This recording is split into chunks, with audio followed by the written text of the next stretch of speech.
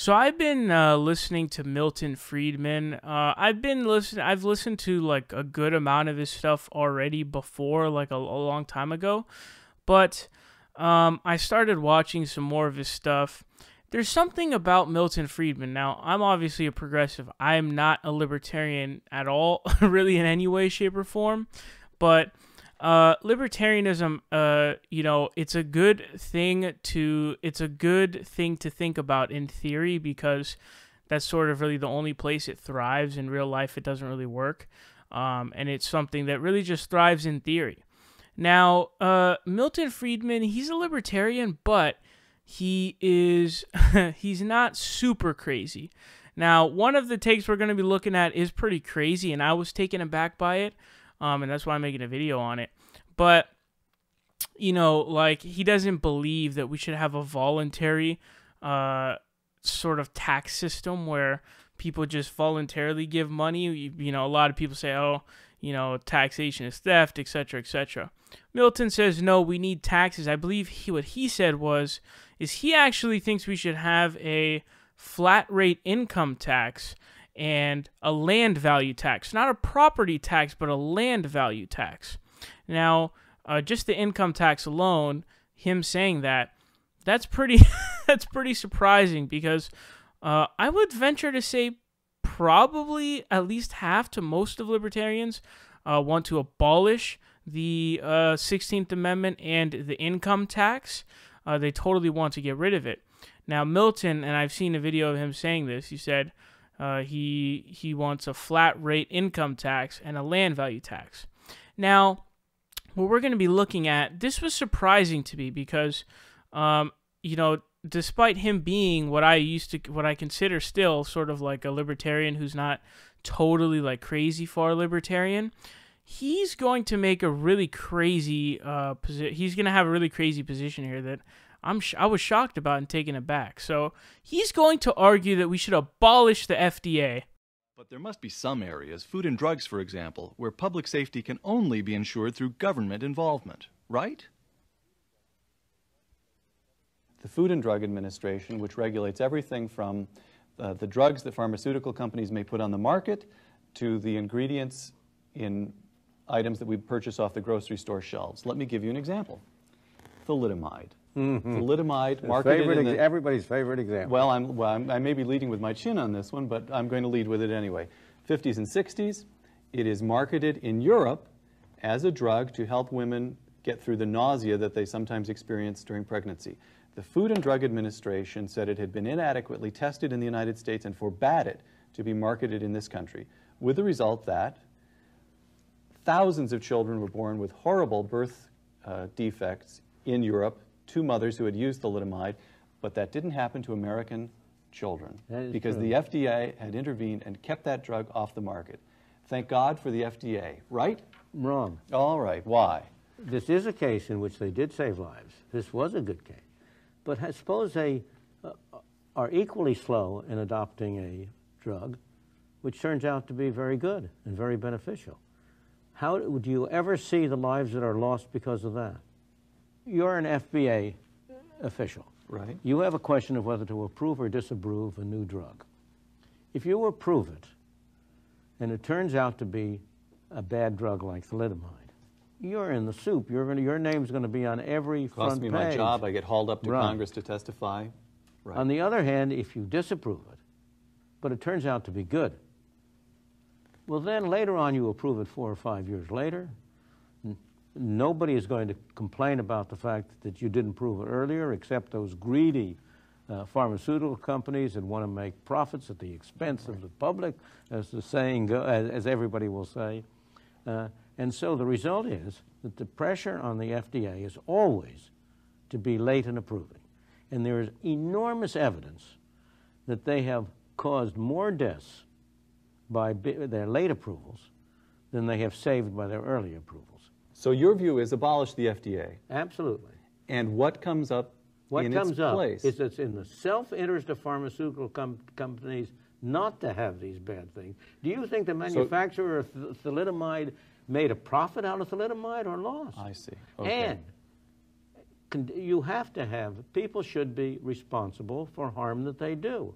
It should have been possible. So tort law takes care of a lot of this. Absolutely. All right. If Lilly or Merck or somebody else comes up with a drug that does me harm, I go after them. I join a class action with everybody else who's taken that pill, and we sue them for billions of dollars and wipe out their shareholders' equity. Absolutely. And seeing that, they have every interest to be extremely rigorous in testing that drug before they make it available. Let me give you a different example. All right. The rules imposed on airlines for safety, supposedly. Right. Who has the most interest in preventing airline accidents? After the passenger themselves, the airlines. Well, it's not even clear that the passengers have more interest in the airline. All right. Because included in the passengers are the pilots. Right, of course. Why is the government going to improve airline safety? How are they going to do it? Yeah, so the FDA, of course, is the Food and Drug Administration. I was really taken aback by this. This is definitely a position that nowhere near a majority of Americans agree, I'm pretty sure. Don't agree. I'm thinking like a vast majority of Americans don't agree with Milton on this one. And I was surprised because I think the FDA is absolutely a necessity. And I think that this is what I mean by libertarianism it fails when it comes to real practical implementation rather than just being in theory. Because the problem is basically the argument of libertarian that Milton Friedman points out is he says that, you know, they have a vested interest in not having these crappy drugs and you know, regulations against them. So they have an vested interest in doing that because it'll lead to more good work. I disagree. I think not everyone acts rationally, okay? That, first of all, that is totally something you have to take into account when you're thinking about something like that. But B, I also think that I don't agree with that the dot drawing, you know, the connection made. I don't agree with that connection.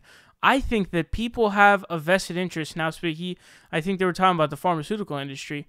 They have a vested interest in making profit. Now, you're making a drawing connection of saying that they have it for, you know, they have a vested interest in good work because that leads to profit. But that's not necessarily how it works. So, like, to go back to the whole building regulations thing, like, people who want to cut corners, they're looking at the money and they want to use less. And so they're not thinking long term. And also, they might not be held accountable for it. And a lot of times they aren't in that specific case.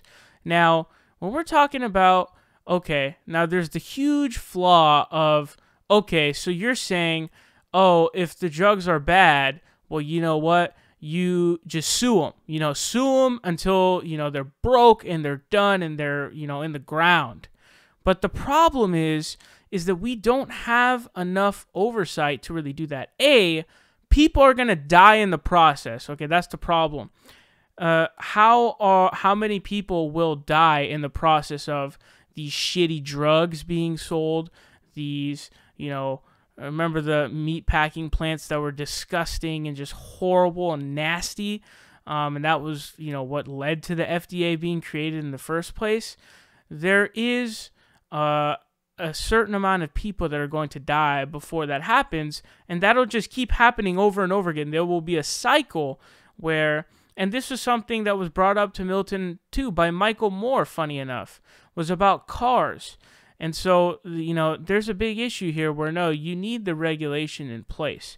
We need the FDA to make sure that the food is clean. We need to make sure that, you know, the meat packing plants aren't totally nasty. And we don't have enough power against these corporations to actually keep them in check. That's also a ginormously huge problem, which is that we simply do not have enough oversight to really be able to do that.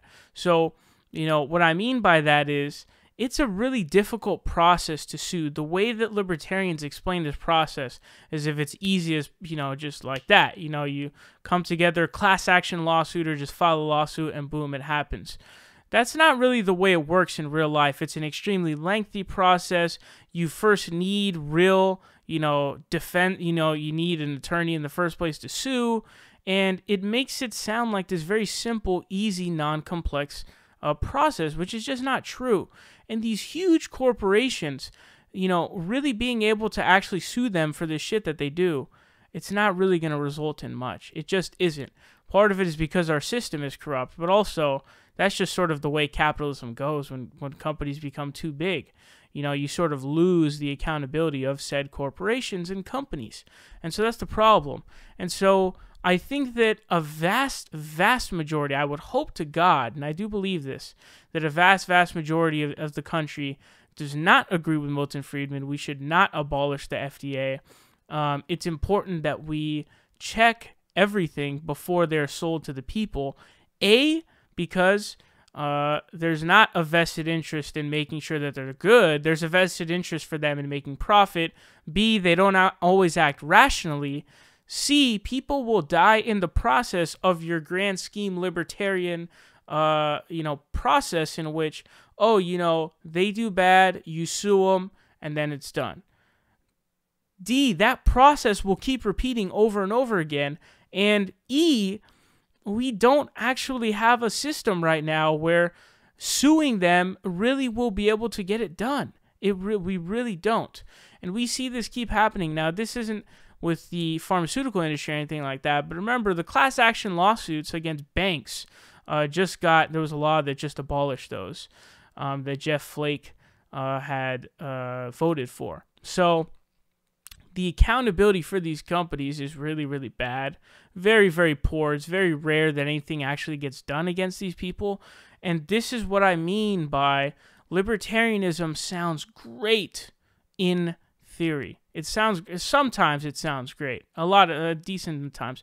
Sometimes even in theory it sounds dumb. But it's definitely is not something that really works in real life. It's ridiculous. It's theory. And nonetheless, I still really enjoy listening to Milton Friedman.